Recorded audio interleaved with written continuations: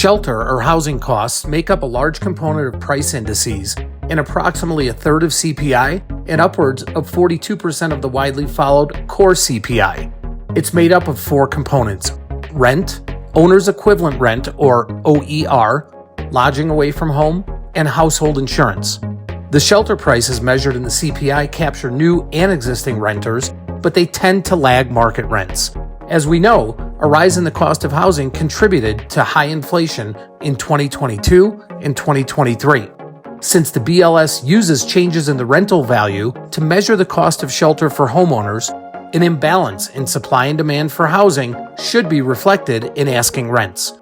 But finding rental housing that is comparable to an owner-occupied unit is very difficult, as predominantly renter-occupied neighborhoods are typically geographically separate from owner-occupied ones, much like a city center versus a suburb. Shelter inflation has been slowing down in recent months, and the expectation is that it will continue to slow to catch up to the market. The fact that shelter inflation is pulling back is likely to help push overall inflation down.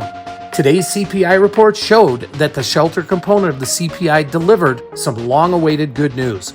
Housing moderated considerably to just 0.2% in September from a 0.5% monthly rate in August.